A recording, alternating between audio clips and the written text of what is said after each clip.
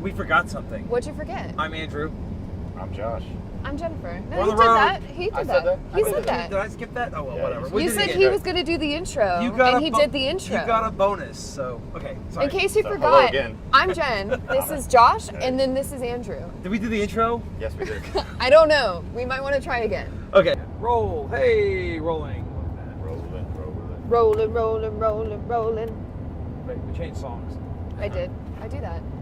So, welcome to episode 5 of Josh and Andrew on the road. It's gonna get really annoying to remember what's going on. We have more than this many. Yeah. With us today is our good friend and special guest, Jennifer Lynn Larsen. Hello. You may recognize her from such episodes as episode 4 that we filmed a few minutes ago that you may have seen a week ago, hopefully. Second guest appearance. I'm expecting my SAG rate in the mail. Yeah. We'll get right on that. Yeah. Today, for this episode, I kind of want to talk Falling. about, we talk about photography, but one of the things we often photograph, Jenny in particular, but in general, models. So, Jenny, start off, just tell me, what's it like being a model? Like, what's that experience like for you? So for me, modeling is completely and totally a creative experience. I model for work, but I model mostly for passion, for creative projects that are artistically appealing to me. So I'm very careful with the people that I work with. I go through every casting with a fine-tooth comb and determine if it's something that absolutely suits me or not. Does the concept intrigue me? Is the team that's doing it capable of producing amazing work? Am I going to enjoy working with them?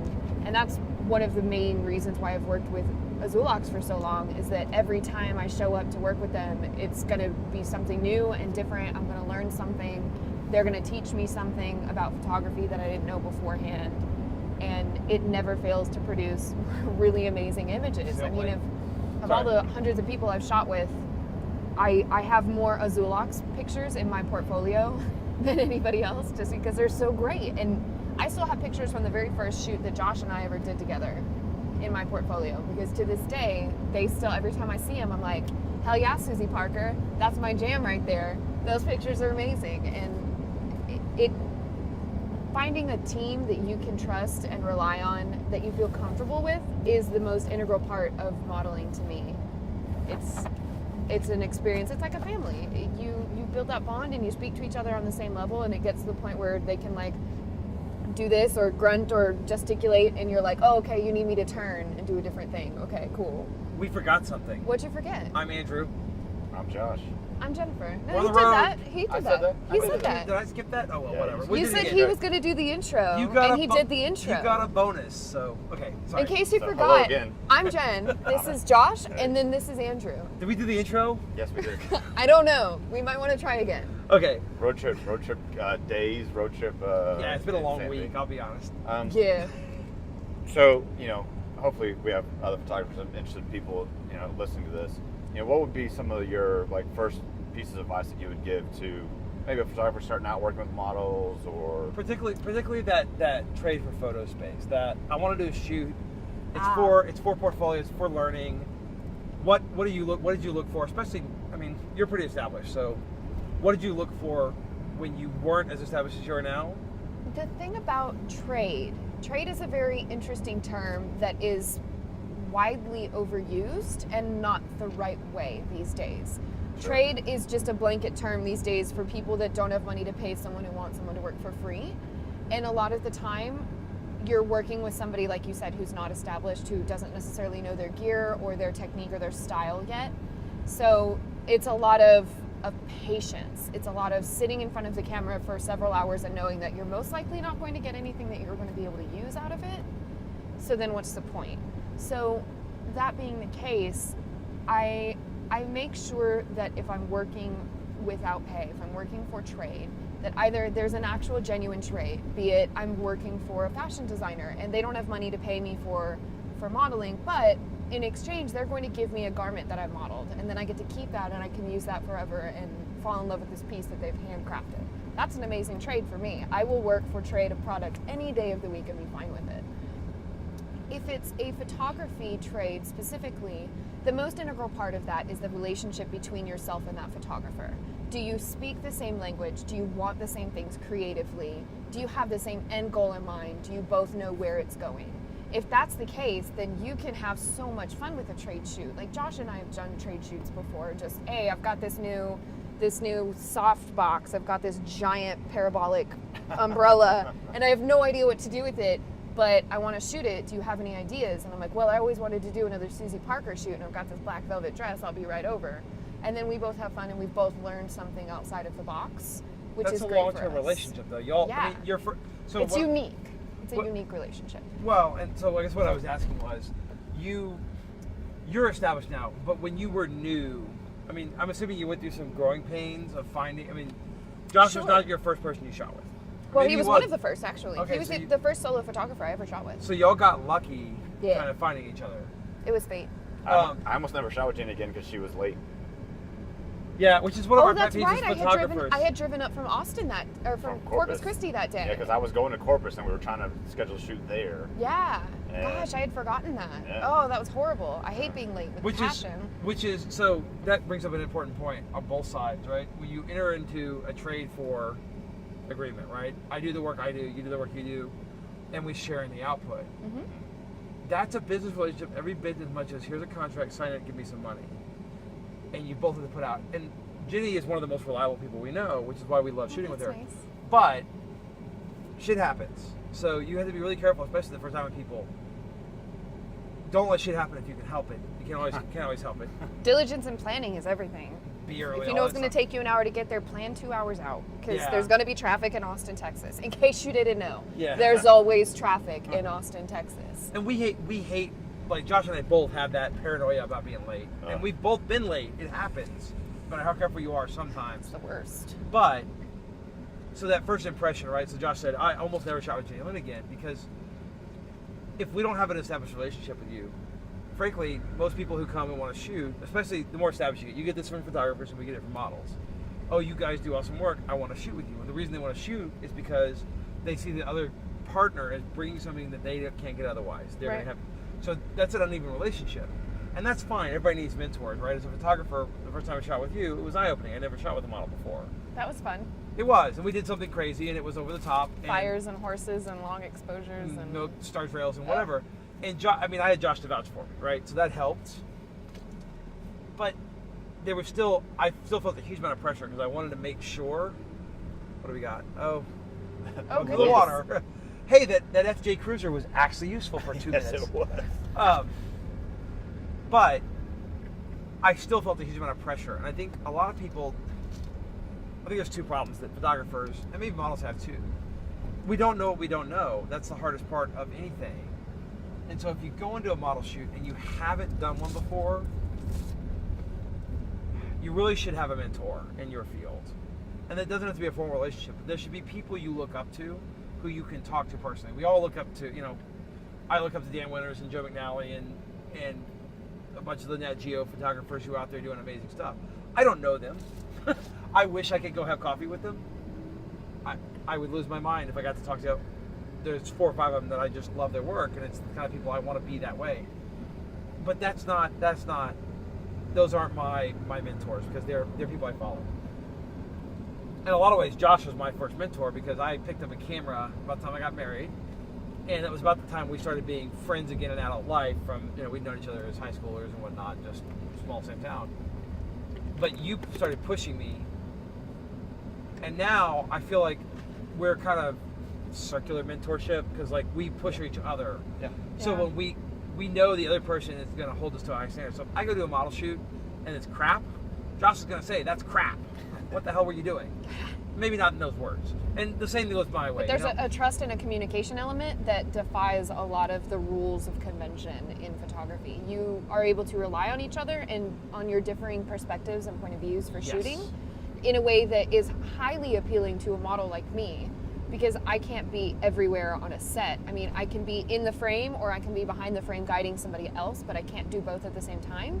So knowing if I'm working for trade that the photographer behind the lens has a keen eye for the details of, okay, Jenny, you need to turn your hips a little bit this way to get that right angle, or the light is up here, we're doing Rembrandt, so you need to look this certain way, and don't smile when you're doing Rembrandt because it looks stupid. And so it's those little things, and having a team that you can communicate with and trust that what they're going to tell you is the thing that's going to make it great is really, really tricky to find. And for trade agreements for photographers, finding the right model in that setting is integral. And I would say you don't want a model for that. You want a muse. You want somebody who has creative ability, who has the patience to stand in a frame and coax those images out of you if you're attempting to learn a new thing. You don't want somebody who's your Vogue model who's used to the most professional setting where you show up, she gets 15 frames, and in those 15 frames you found a cover shot. Done. Go home. You want somebody who's going to collaborate with you, who's going to be able to break it down with you and get into the mental process and know where you're going with it so she can help you get there, or he can help you get there. So that communication element, that first stage of courtship, I would say, of sitting down, talking to that person, seeing if you have the same creative vibe, making sure you want to go that same direction with it, is the part that most people skip over. They see, here's established model A who's got a great portfolio. Or a pretty face. Having her in my book would be great for my business. I'm going to call her for a trade shoot.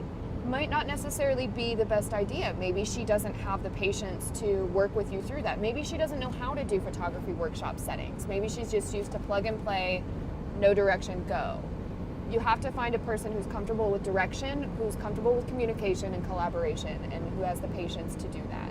I think it's interesting that you kind of separate model and muse, and I don't really think of it in those terms. I think of person in front of my camera. Right. But no, it is. It's mental game that's the difference. Yeah, I mean, you talk about like I've definitely done shoots, right? Like lifestyle commercial shoots. Like they're there to give me a specific look. Mm-hmm. They are not part of the process.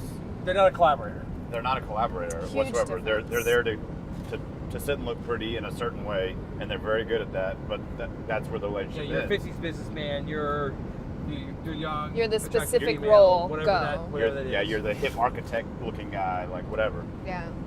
And so it's interesting talking about, muse model. That's interesting. I like that. I've taught classes on specifically harnessing that difference for photographers that are learning how to approach the right models for their gigs, because it's so easy to find frustration on a set if you're not talking the right language to a person. If you've got the person who's just a one shot, this is their specific function, and you're trying to get them to think outside that box creatively, and that's not what they're used to, you'll find pushback and frustration on the set. Yeah, you hired me to be a fashion model. You're asking me to be an actor, right? Which are different things. Or the opposite, if you bring somebody who's like really comfortable with thinking outside of the box and wants to have ownership of that creative process, and you don't allow them that ability, that's the most frustrating and off-putting thing on the planet. If you walk in, this is a trade shoot, that expectation is collaboration, and if you don't ask for that collaboration on set, you're limiting yourself and your model, but you're not communicating effectively, and that's off-putting, and then maybe they won't want to work with you in the future. So one of the things that I've realized, this conversation actually helped me put it in a different term than I need to do. Good. So Josh, I say I'm more reactive than Josh is in shoots. I think Josh much more frequently goes into a shoot with a very specific concept, and he wants someone to be in front of the camera who's going to fulfill that concept. And I almost never do that. I'm almost always on the collaborative side, where it's like, I want to do something in this genre. I want film noir, cosplay, mountains. So you need a muse. But you asked me, like, well, what do you want me to wear? And I'm like, I don't know what you have. Bring, in this genre, bring it. And so that's a very collaborative process. So I'm putting a lot on you. Mm-hmm. But if you expect that, which I think you do with us, with me anyways. Yeah. I go into it knowing, okay, Andrew wants to shoot a thing. He's going to give me a couple details of what he wants it to look like, maybe. And then it's my job. Waypoints, yeah. It's my job to go, okay, he wants to get here. What do I have that does that? What poses would work for that? What character am I playing? Go. And that's fun for me, because then I get to grow and to try new things and to have fun with it. I feel like that's would be much more fulfilling for you, for in the trade space. In the workspace, mm-hmm. That's me. If I pay you as a model and I expect you to give me creative input, then what I'm doing is I'm paying you as a model and expecting you to also be a producer. Right. And that's not fair. But in the trade space, it's okay to say, for me anyways, I have a concept, but it's very high level, and I react to the model and my subject. So I want you to show up. Are you okay with this? Yes, good. So we're all on the same page. We're going to go out at night. It's going to be dark. You're going to be on rocks. I'm looking for something whimsical or ethereal, and then leave it to the model, because, especially as cosplayers, like you and Mia both, y'all have amazing outfits. We live in creative space, and for the fantastical, we want to push those boundaries and to have fun with things in a way we can't with commercial settings. So we come to photographers like an Andrew for that specific thing. We're like, I've got this crazy gown and I want to do this thing. Then working with a Josh, it's okay, I have this gown, and he's like, okay, here's exactly how we're gonna shoot this thing. We're gonna create this story. He's a great storyteller, and that is particularly inspiring to me. Like when we go out to Langtree, he doesn't just say, here's this jumpsuit, we want to shoot this thing somewhere maybe. He goes, okay, here's the story of this character, and she comes from this alien planet, and here's how she ends up on Earth, and here's how I want to embody that. Here's what I want it to look like. And then it's just a matter of finding that specific set of things that makes that come alive. Even with So that though, cool. Carrie had a lot of freedom though, I think. Like Yeah. you Of weren't course. posing her in very specific, like you gave her a big outline. It may have been more filled out than my outlines are, but you gave her an outline and she still Yeah, I mean, I think even more so than that, though. I mean, this is going to go a little bit past what a model is, but like on that shoot in particular, the Earther, you know, there was many people in play with that, right? So I knew what I wanted. I mean, I drew it out very early in the process. you storyboarded. I storyboarded, and so I knew what I wanted. So I was like, Andrew, I need a helmet. You found me a helmet. I found somebody to like build the costume for me because I wanted a very specific thing. I had you build me a tablet because I knew I wanted some type of communication thing. I knew that Jeff was going to do the retouching, and I gave him some specific instructions, but not. He had freedom to work his own details in, and then even hair and makeup with Adrian. I was like, listen, this is what this person's going to be. This is what the hairstyle is. You know, it's going to be something like this. Do your magic there, but it's going to be somewhere in this realm. And then for me, when all of those came together, or even the lighting for me came from a guy named Frank Dorhorf. He's in Germany, but he does really cool work. And I saw him do this like crazy color shift. And so like that, I knew I wanted to use that with this. And even the day before, I was testing out the color shifting, you know, on the day before. And so then when we could put it all together, that's when I think that I could get something on that next level. But it wasn't me, it was me plus, you know, Carrie being the model, plus the costume designer, plus the hair and makeup, plus the lighting technique. Like all those things coming together allowed me to create something more than I could at just one, hey, let's go out and shoot. Yeah. So that's we're talking about. So we're talking about new. We've kind of moved off into, like, I would consider anything we're doing in Langtree pretty advanced. Yeah, because we're absolutely. Yeah. I mean, I'm starting to try to get more planning. That's the thing. Like, I know that's one of my weak spots, so I'm trying to do more of that. But like, as a new photographer, that's the other thing. You have to be realistic. You can't expect someone. If you find someone new and you can form that relationship, I think there's a lot of potential to do big things there. There's growth. But if you go to someone That's exactly what I was gonna who's say. experienced, they've had a lot of pitches. People come and say, I have this crazy idea I want to do. And what you learn through life, what we've learned, is that most people don't carry through. So when you find people who carry through, stick with them. That's the first thing. The second thing is be that person. Because if you carry through, even if that first person doesn't fit, they may say, I just didn't really get along with him, or creatively we wanted different ideas. But damn, he works his butt off and he's going to get something done. And so their model friends or the new people who want to be models, that'll open doors for you. So even if Absolutely. that relationship doesn't gel, You've done good work. You have a good process. It's just the mental space that you're on different wavelengths, which is fine. That's not a bad thing. But maybe if this particular photographer doesn't suit my personal style, I know 5 other models that absolutely do. They And thrive we on that talk. particular genre. And I'll go, hey girl, I know you were wanting to shoot with somebody. I've got this photographer over here that's needing somebody. Check out their work and go see if that works out. I'm constantly pushing people that I've worked with creatively to work with other people, because I feel like people in artist spaces, they need that collaboration in order to push themselves and grow. So I'm constantly trying to find people that I know will work together and push them so that they'll meet up and things will work out. Like with Mia.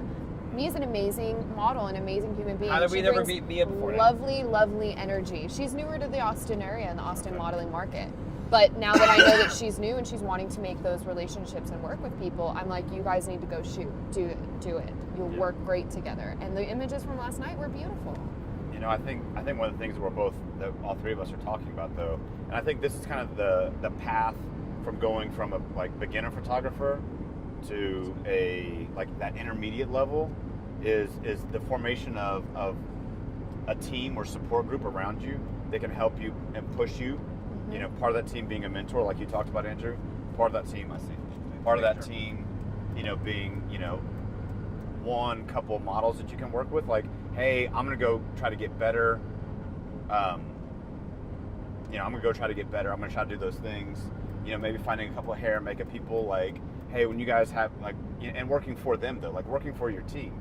Hair and makeup, hey, I want to try out this idea that the makeup artist comes to you with. They're like, okay, yeah, I'll shoot that as a return favor, right? Yep. And doing those favors for each other and building that team and support group, that really is kind of that growth pattern from going from beginner to intermediate. Because a lot of times now, we're a little bit past intermediate now, but when people call me for a shoot and they call AzulOx, they're not hiring me. They're hiring our team. The team. They're hiring the team. They're like, hey, Absolutely. Bring your hair and makeup person, bring your retoucher with you, bring this. And it's taken years to get that, and that's that beginner to intermediate stage. But we have confidence that those people we bring are going to do a great job, so we can stick our neck out and refer them. Absolutely, but that's what I'm saying though. It's doing favors to people, finding those reliable people, finding the people that inspire you, finding those people that push you out of your your different boundaries, and then doing favors for them and working in service for others. Mm-hmm. And you're going to get a lot more rewards out of that than just everything has to be on the photographer's shoulders. My constant source of inspiration for whatever medium it is that I'm working on in the time. Like, I work for VR film, I've worked as a writer, I've worked as a musician, I've worked as a model. In all of these different realms, the thing that's the same, that's cohesive, is that sense of community for me. So when I studied music and music history, one of the most intriguing concepts to me was the artist salon. Back in the day, you had a group of people that all shared creative ideas and would just meet up in somebody's parlor and have drinks and a cigar and just talk about politics and life and music and whatever field they were working in. You'd get a combination of artists and musicians and painters and lawyers and everybody who would just sit down at the table and talk about what was going on in their lives and figure out ways to push each other. So you'd have like, what's a good example? If you get artists like writers like Dumas who would collaborate with Balzac, and their writing styles are very different, but because they talk to each other, they would push each other to write more, to write better.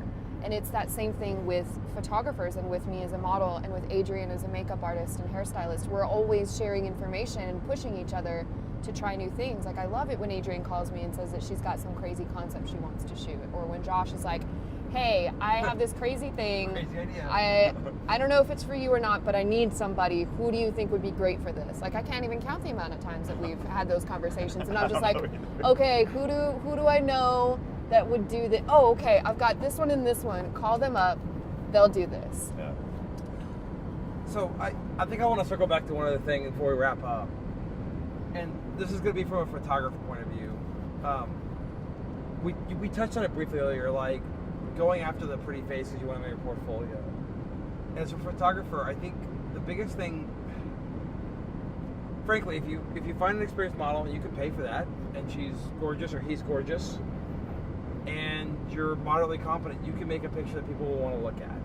That's easy. That's fish in a barrel, which apparently is hard to do. But the point is, it's whatever cliche you want to use, easy, because you've checked all the boxes and humans have an affinity for those people, but you didn't do that. The model is pretty and is experienced, or is handsome and is experienced, and the makeup artist is good.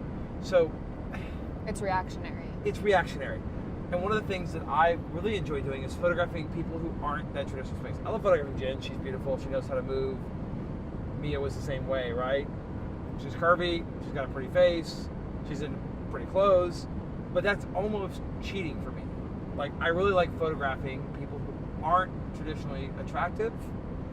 The more you do that, if you can create empathy between the viewer and a subject who isn't the social ideal or close to the social ideal, now you're adding something that most people don't know how to add. I mean, so what my favorite photo from the con is a guy in a TIE fighter outfit. You can't see his face. He's in a wheelchair. He's handicapped. But I feel a connection to him, and he feels special because of that. And you might think, well, cosplay TIE fighter, why would he, like, what does the wheelchair add or subtract? I could have said, I'll take a picture, whatever, and not cared, but I feel like I made a good picture there because of, I showed him in a light that he loves, that I love. We found a space that worked. You photographed Leia, who was another person in a wheelchair.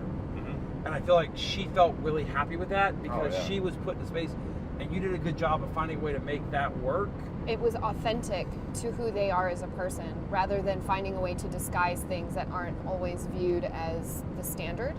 Yep. You find a way to make each person to highlight their uniqueness and what makes them special. And that's empowering. And that's a great way to learn as a photographer. You know, you look at great portrait photographers, most of the work they produced was not beautiful people.